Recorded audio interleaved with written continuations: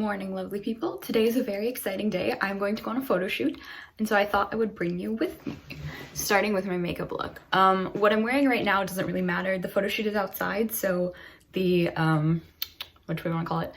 The object that people are most going to see is my coat, which is floor length. You'll see it later. So I'm really just dressing for warmth because it's quite cold today. It's only a little bit above freezing, so I've got long underwear on, and then a sweater and pants and things like that. I'm also not entirely sure what I'm doing with my hair yet.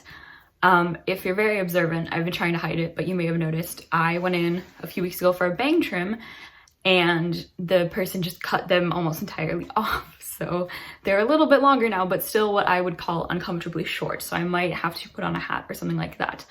But for makeup, I'm thinking something very cute. I've been very into the sort of cute kawaii style recently. I just redid my entire phone layout to reflect that, which is pretty fun. Oh, and Sarge is coming, so you can see him sleeping there, but he will be joining us on this adventure. So I've got you set up so that you can see, I guess, a side profile when I'm doing my makeup. I'll put some music over it. I'm sure it'll be fun. And I'll, you know, explain what I'm doing every so often. This isn't really a tutorial, but just thought it was a nice way to start. I haven't actually been wearing very much makeup lately because with masks and everything, there's not a huge point, but since it's a photo shoot, I'm gonna do, you know, a full face. Speaking of masks, everything will be socially distanced. The only people there will be me, my mother, and then my mother's friend who's the photographer, and she doesn't have to get too close, obviously. And since it's outside, there's not really a danger of bumping into people, so we should be good to go. It's always good to start with the basics, so primer and lip balm. You want to keep your skin and lips and everything very healthy when you're essentially painting your face. I got this on the recommendation of my friend, and I think it was pretty expensive, $30 or $40 maybe, but it's lasted me for, I think I got it before quarantine started, so 7 months maybe? And there's still plenty left. I do quite like it. It looks nice, it feels nice, goes on really smoothly. I never used to be very into primers, but now I don't do my makeup without it because I'm very big on protecting my skin. Because I like my skin and I would prefer to keep it in good condition for as long as possible. As you may notice, I'm not wearing my glasses, so I can't actually see what I'm doing. I will have to turn to the mirror throughout this video, or at least this clip, and you know, actually adjust stuff. But for now, when it's something like primer that I can just, you know, feel on, then it's fine. So mostly I've been wearing concealer, just concealer lately, but today I'm gonna do full foundation. So I use the NYX Light Porcelain Can't Stop, Won't Stop Full Coverage. I do like it, it's very affordable. I've been having a bit of trouble with the bottle getting stopped up, but it looks like today that's not gonna be a problem, which is good. So I use about 3 pumps, probably more like 2.5 because it is a bit stopped. And then I just put that all over my face. I guess this is becoming a tutorial. Oh well. I go back and forth between liking sponges versus brushes. Right now I'm in a brush phase. This particular foundation works pretty well with a brush. It doesn't get too streaky. You don't really see any brush marks. And brushes are obviously easier to clean. So I'm using this one, which is from e.l.f. Buffing foundation brush, so I probably got it from Target, which means it was probably like $5, but it works quite well. Now, on the advice of Trixie Mattel from her book Trixie and Katya's Guide to Modern Womanhood, which I recommend, I had been putting on blush under my base, which gives you a really natural look, but again, we're not really going for that today, so I will put it on over. But first, we need to put on concealer, if I can find it. I actually went to the doctor recently, the dermatologist, for some more acne help, because my skin has not been kind. These masks are very hard on your skin. And yeah, mine is not a huge fan, but I got some medication and some prescription products. So I think we're starting to clear up, which is a relief. Obviously clear skin isn't everything, but it does help me personally feel more confident. That is one good thing, I suppose, about the masks. They make your skin break out more, but nobody will see it because mask. I'm not really sure what the theme of this photo shoot is beyond like disabled model and service dog, which is fine.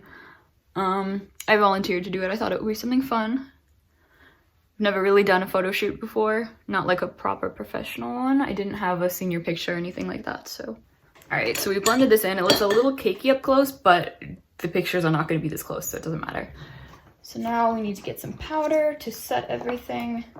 This is a step I've been skipping a lot recently, but today we will not skip because today we want to be professional and all that, and I don't want my makeup sliding everywhere. So I have my massive powder brush for my teeny tiny sample powder, which is kind of funny, but it works, so I don't mind.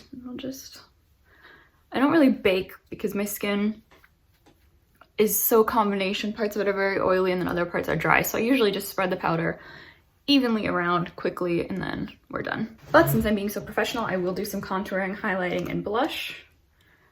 Nothing like if you've seen my drag videos, I did a hell of a lot of contouring there. But for this, we're just gonna do basic cheekbone and jawline contouring. And then I got this sample blush from Milk and I really like it. It's a cream blush, which I never actually tried before, but I like how it goes on. It's very smooth. And then we'll just use the same powder brush to buff that all in. It's always very important to buff if you're trying to change your face shape or just accentuate parts. You really want to buff it in. You don't want those lines or awkward splotches of color anywhere. I'm really just going for a my face but better look. So now we're gonna do some highlight that I got from Fenty. I love how it looks. It's very glittery and it's pure white, so it shows up on my skin, but it smells very odd. So I'm not a huge fan of that, and I don't know why I would have expected something better, probably because it was so expensive, but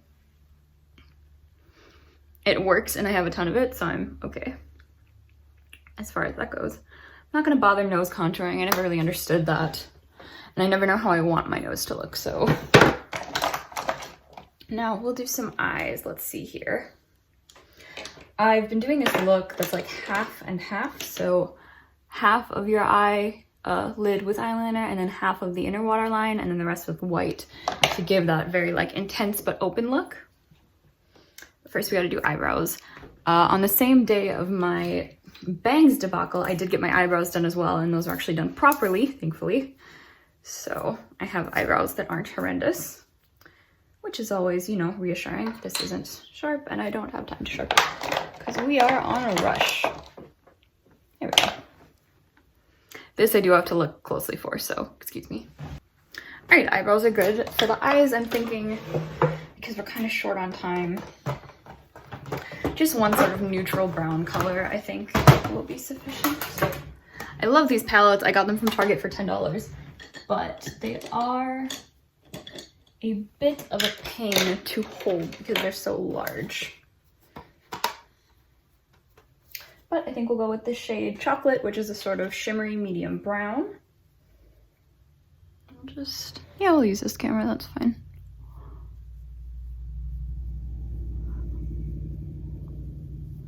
Put that on there, on the lid.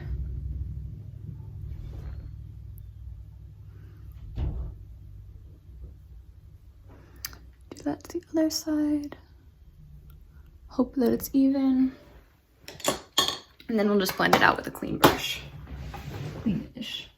Blending eyeshadow is very important to make it look natural, but it's never been something I've excelled at, so luckily with my glasses you can't really tell. So I'm just gonna use some liquid liner on the top. This is from Benefit, I think. And by doing only half of the eye, it really draws attention to the rest of your eyes and makes them look more open. So then I will do the same with the waterline here, just half. And for the other half of the waterline, I'm gonna use some white to really open up the eyes. And we'll just do some mascara. This is also from Milk, also a free sample. Thank God for free samples, really. I do love they give me great ideas for new products. All right, then we'll just do a quick setting spray, also a free sample. I believe it's from Urban Decay. I am correct.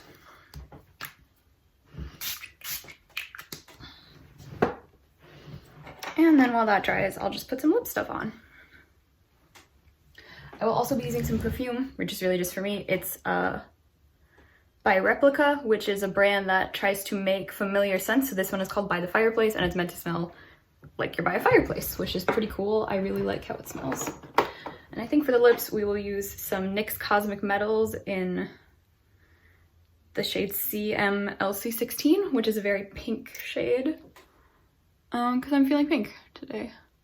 All right, so we'll just put that on and I will go finish up with my hair and everything. So the next time I see you, we'll probably be in the car. Okay, so we are in the car and on the way to the shoot location. Ooh, that's puffy, we're gonna have to try and put that down. Trying to keep my hair sort of swept back for the look. This is my coat, you will see it much better in the pictures. And then of course we have the ever illustrious Sarge. So let's go to the location.